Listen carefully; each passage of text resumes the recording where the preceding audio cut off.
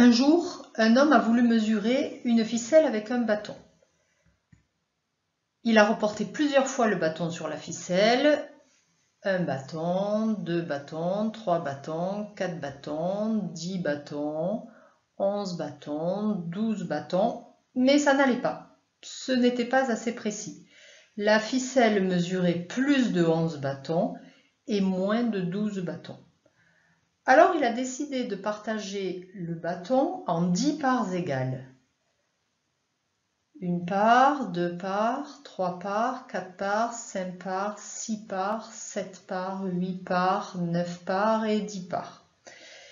Un petit bout faisait 1/10 de bâton et le bâton entier faisait 10/10. Et il a dit, ma ficelle mesure 11 bâtons et 4/10 de bâton.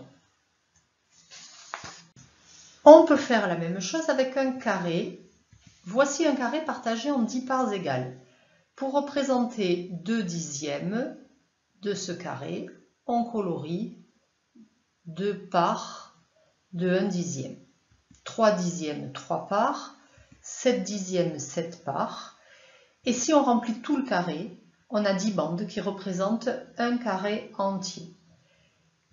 Et donc 13/10, c'est un carré entier plus 3/10. Pour éviter d'avoir à écrire tout cela, on utilise une autre écriture, l'écriture fractionnaire. Dans cette écriture, 1/10 se note ainsi, 3/10 avec la fraction 3/10 et 13/10, 13/10. Et aussi, on peut écrire 13/10, 1 plus 3/10. Bon, ce n'est pas tout. Un jour, l'homme s'est dit, et si je mesurais l'épaisseur de ma ficelle? Alors ça recommence. 1/10 de bâton, c'est trop gros. Alors il fait comme tout à l'heure et il partage chaque 10e de bâton en 10 parts égales. 10 petites parts dans 1/10 et 10/10. En tout, ça fera donc 100 petites parts de son bâton. Chaque part, c'est 1 centième.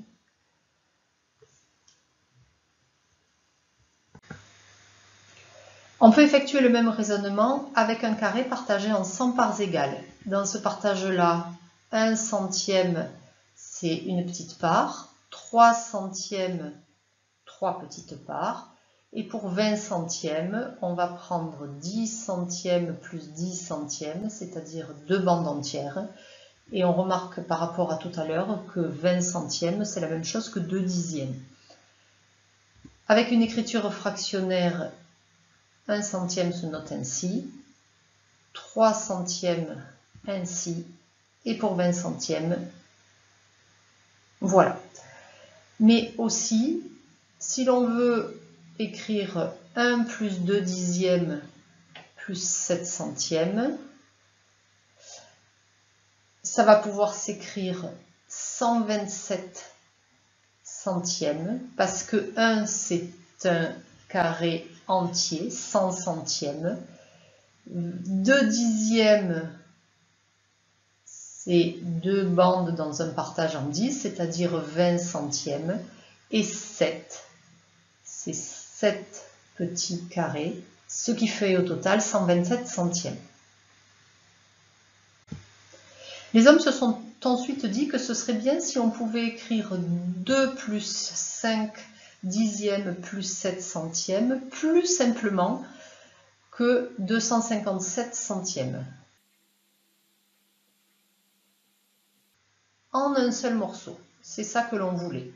Alors c'est Simon Stevin en 1600 environ qui a proposé une première écriture qui ressemble à notre écriture décimale. Alors lui, il utilisait des petits symboles, donc 0 en exposant ici, pour dire que tout ce qui se trouvait avant le 0 était la partie entière, un petit 1 en exposant pour signaler le chiffre des dixièmes, et un petit 2 pour signaler le chiffre des centièmes. C'est au début du XVIIe siècle que le néerlandais Snellius, puis l'écossais Napier, utilisent la virgule dans l'écriture des nombres décimaux. à ce moment-là, 2 plus 5 dixièmes plus 7 centièmes, c'est écrit 2,57, la virgule séparant la partie entière de la partie décimale. L'écriture décimale permet d'éviter les calculs lourds de fractions, et de cette écriture naîtra le système métrique en 1789, au moment de la Révolution française.